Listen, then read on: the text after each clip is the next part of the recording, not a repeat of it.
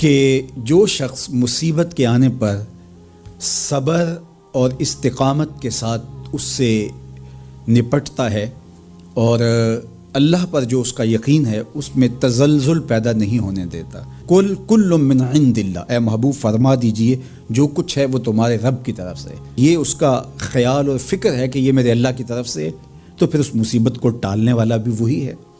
تو اگر یہ اس کا عقیدہ پختہ تھا تو پھر وہ مالک کی دہلیز چھوڑ کے، مالک کی چوکھٹ چھوڑ کے کسی اور دہلیز پہ نہیں جائے گا، کسی اور چوکھٹ پہ نہیں جائے گا.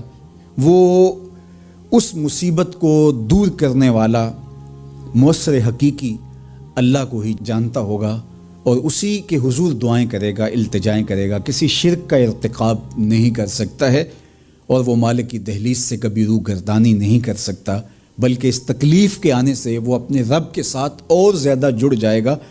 اور اگر وہ صبر کرے تو یہ اس کا ایک مرتبہ ہے کہ وہ حوصلے کے ساتھ اس تکلیف کو برداشت کرے. اور دوسرا مرتبہ جو اس سے بڑھ کر ہے کہ اس پہ اللہ کی رضا کے سانچے میں اپنے آپ کو ڈھال لے کہ جے سونا میرے دکھ وچ راضی، میں سکھ نو چلے ڈاواں.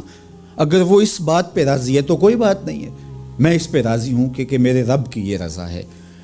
تو یہ دونوں چیزوں کا مل جانا یا دونوں میں سے کسی ایک کا مل جانا، یہ اللہ کی طرف سے اس کو دیا گیا انعام ہے جو اس مشکل حالات میں اس کو حاصل ہوتا ہے.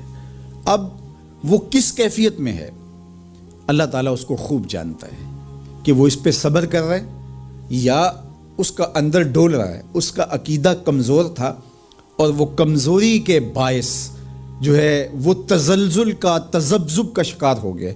تو یہ تمہارا رب خوب جانتا ہے. تو تمہارے سینے کے اندر چھپی ہوئی کیفیت تمہارے رب کے علم میں ہے. حضور علیہ الصلوۃ والسلام نے فرمایا کہ مومن کا معاملہ بھی بڑا عجیب ہے کہ اسے اگر تکلیف ہوتی ہے تو اس پر وہ صبر کرتا ہے، یا اسے خوشی ملتی ہے تو اس پر وہ شکر کرتا ہے.